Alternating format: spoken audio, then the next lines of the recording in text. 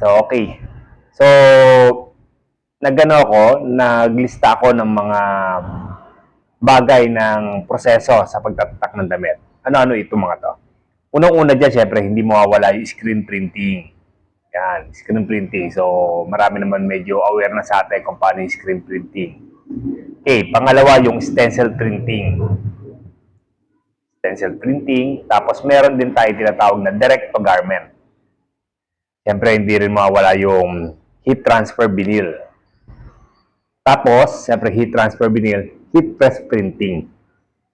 Okay, tapos, diyan pumapasok yung dye sublimation printing. Okay, dye sublimation. Tapos, meron pa yung airbrush painting.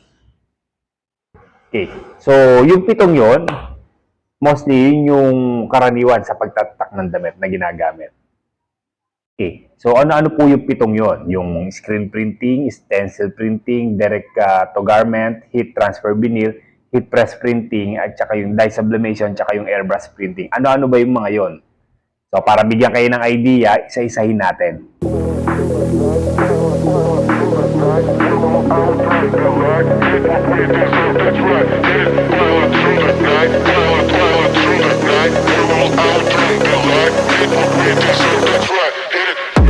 Screen printing. Screen printing, ito yung karaniwan na ginagamitan ng screen, kaya nga tinawag na screen printing, no? Ginagamitan ng screen, tapos pintura, tapos ginagamitan ng hinahagod. So, nag-aara tayo ng photo emulsion, so gumagawa tayo ng design, niluluto natin doon sa screen, bago iahagod natin doon sa damit. So, ano ang advantage nito, itong paggamit ng screen printing? Advantage po nito, mura ang pintura. Lalo na kung maramihan. Mura po ang pintura. At pangalawa, napakatibay po ng screen printing. At sa ganda, napakaganda po ng screen printing. Yun po ang totoo na. Ano naman po ang cons niya? Ang cons po to, medyo matrabaho po.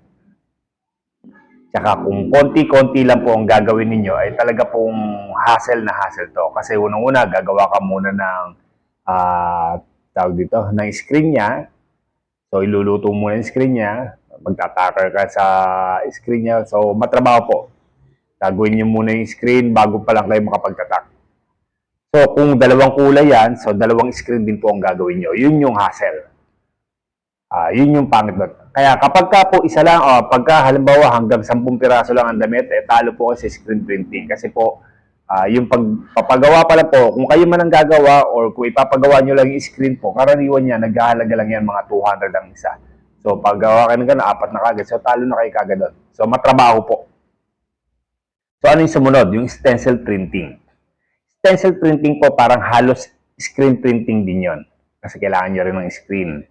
Pero ang kaibahan po niya, usually yung ginagamit natin doon, yung mga inuukit. Siguro aware kayo dun sa gano'n na halimbawa, ang karaniwang nakikita ko na ito, ginagamit yung sa pang-x-ray. No? Ako ginagamit ko gano'n. Minsan naman bond paper, inuukit, tapos yun na mismo yung gagawin natin. Instead na mag-emulsion tayo, magluto tayo ng photo emulsion sa ating screen, hindi na. Yung inukit natin, plus screen, yun yung magiging pangharang sa screen. Tapos, pag ginagawa natin, yun na po yung larawan ng ano. Ano po ang kagandahan ng stencil? Ano po yung pros niya? Ang mga kagandahan po ng stencil, mabilis po. Halimbawa, karaniwan niya ginagamit dati pagka yung mga jersey, numbering, inuukit na lang. So, mano-mano, kaya mo kuwitin, tapos, yun yung pambabara mo sa screen, pagagod mo, yari na kagad. Ano naman ang pangit sa kanya? Hindi siya pwede pang maramihan. Kasi po, pag nabasa ng pintura, masisira na po yun. So, yun po yung, at hindi ka makakapag-develop ng magagandang quality. Bakit? Hindi ka makakuha ng mga quality font. Siyempre, yun ay inukit lang natin. Kung ano lang madali yung kitin, yun lang ang pwede doon. Kaya ano yung ikatlo? Yung direct to garment. Direct to garment, usually yan, may mga malalaking printer kasi, na yung garment mismo, yun na po yung nakasalang. So, ibig sabihin, gano'n, no? May mga gano'n na tayo, direct to garment, diretso na. Papasok din sa direct to garment po, yung mga available na printer ngayon, na yung t-shirt mismo ang isinasalang. So, ganun po. Yun yung isang uri ng process na yung printer mismo, ang piniprinta na yung damit. Okay, ano po ang advantage ng direct to garment? Napakabilis. Siyempre, yari kagad. At saka, napakaganda po. Bakit? Kung anong design ang kaya mong i-provide sa computer, pag ano po nung kaya niya pong i-print yun sa damit kagad. Ano naman ang disadvantage niya? Abay, napakamamahal po ng machine yan. Butas talaga bulsa mo dyan. Yun po yung totoo yan. Kung hindi ka maraming customer pa, ay talaga na mamumulubi ka dyan. Yun po yung magiging consequence yan. Okay, ano po? Sunod tayo dun sa heat transfer vinyl. Heat transfer vinyl po, ito yung mga vinyl, usually yung kinakat. Heat transfer vinyl. Kinakat yung vinyl using cutter platter, tapos itinatatak sa damit. Ginagamitan po siya ng heat press. Kapag po nainitan yung vinyl, malulusaw po yun, kakapit po sa damit yun. Tapos pag lumamig, pag pinuklap nyo, ayos na kagad, nakakapit na siya. Ano po ang kagandahan ng heat transfer vinyl? Ang heat transfer vinyl po, mabilisan. Pag design mo, ikakat ng cutter, pag pinrest mo, tapos kagad. So, mabilis po ang paggawa ng ganon. Ano naman po ang disadvantage ng heat transfer vinyl? Siyempre, hindi naman pwede mga picture.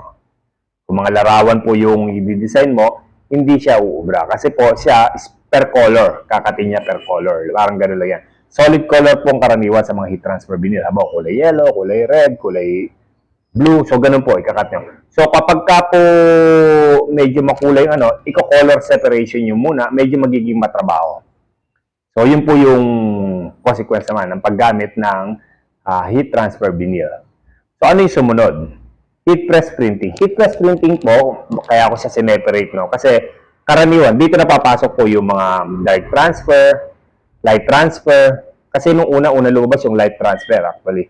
Una, light transfer, nagagamit lang natin sa puti. Tapos, nag-evolve, nagkaroon na siya ng dark transfer, nagagamit na natin sa mga dark na damit.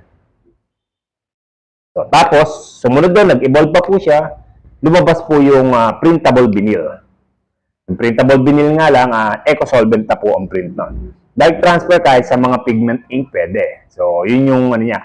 Ano po ang kagandang naging advantage ng heat press printing? Ang naging advantage po niya, kahit mga larawan, may lalabas siya ng maganda. So, katulad itong nasa suot ko, ito.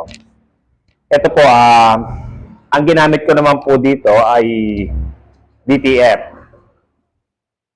Direct to film. So, parang kung tutusin, papasok na rin po siya dun sa heat transfer. So, para may lumipat siya, through heat transfer. Through heat press siya lilipat.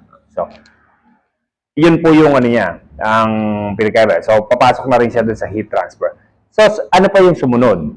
Ano naman advantage pala nito? Advantage nito, syempre mabilis. Tapos yun nga, pati picture pwede. Ano naman yung disadvantage? Hindi po ganun katibay. Totoo po yan, hindi yan ganun katibay. Hindi yan sintibay ng seal screen. Hindi yan sintibay ng mga Pero, sa ngayon naman na mabilis na ang trend, hindi na talaga ganun kaano yung mga masyado matitibay na tatak. Okay, ano po yung susunod? Dye sublimation printing. Yung dye sublimation printing po is a process ng sublimation. Ang ink na gamit doon, sublimation ink, tapos through heat, ililipat mo yung ink. So, yung ink lang po ang lilipat. Ang kagandahan nito, yung buong damit, pwede mong isublimation talaga. So, bago itahi yung damit, sinasabli, yung sa mga full sabli. Meron naman patsi-patsi lang rin. So, ano naman ang disadvantage nito? Ang disadvantage po nito, sa puti lang po ito effective. Tama po yung dinig nyo. Sa puti lang siya effective. At ang sublimation, karaniwan, meron lang ding damit na may tela lang rin na binabagayan. Yung mga shiny na tela. Doon lang po siya ubra. Ubra rin siya sa cotton, pero ang problema sa cotton, magiging maputla po yung labas niya. So, yun po yung difference. O yun yung pangit naman sa kanya. Tapos, ito yung huli. Yung airbrush printing. Airbrush printing po, ito na, gamitan na daw ng, yung mga magagaling na talaga ito. Kaya mahal to, usually, ang binabayaran na natin dito, yung talent na nung magtatatak. No, talagang kamay niya na yung ano. Airbrush printing, ang ano niya is napakaganda po talaga ng airbrush. Kahit ano ang damit mo, pwedeng tataka ng airbrush, kahit anong kulay siya. Ano naman po ang pangit sa kanya? Ang disadvantage niya, siyempre, mahal po talaga pagka airbrush. Kasi po, matrabaho yon. Mahirap gawin. Tapos, hindi natin kaya, kung hindi ka naman artist, hindi ka naman talaga nagdo-drawing, hindi mo kayang gamitin yon, airbrush. So, alam mo, katulad ako, kahit napakatanda ako na sa printing, hindi ako mahusay sa pagpipinta, hindi ako mahusay hindi ako obra sa airbrush. So, yun po yung disadvantage naman ng airbrush. So matotal, yun po yung mga klase ng dapat nyo munang isa lang alang kung papasok kayo sa printing. Ano ba yung pwede mong gamitin? So, wala naman po dong mali kung ano man ang gamitin mo doon. So, yun po yung mga halimbawa na pwede ninyong gamitin. Sa t-shirt printing, meron tayong screen printing, stencil, direct to garment, meron tayong heat transfer vinyl, heat press printing, dye sublimation, at saka yung airbrush printing. So, kung ano yung babagay sa'yo, pwede mo i-comment at kung meron pa po ako nakakalimutan na pwede nyo natin idagdag, pwede pong paki-comment na lang rin po para at least malaman pa ng mga kasama natin. At yun lang po, kung may tanong naman po kayo, bukod pa doon, gusto niyo pang i-elaborate yung pag-uusap natin tabo sa t-shirt printing, i-comment nyo na rin po sa comment section. Then, sa abot lang po ng mga kaya ko, pilitin nating sagutin kung ano yung natin. Kung ano yung nalalaman lang natin, ha? Gaya na sinasabi ko lagi, hindi po ako eksperto sa ganyan dahil ako po bali lang rin sa karanasan ko. Hindi rin po ako nag-aral ng tungkol sa pagtatatak. True experience na lang rin po. Ayun lang po. At kung gusto mo yung mga ganitong content, hindi ka pa nakasubscribe, subscribe ka na rin para lagi ka nakapollow sa mga susunod kong mga vlog. Okay, maraming salamat po.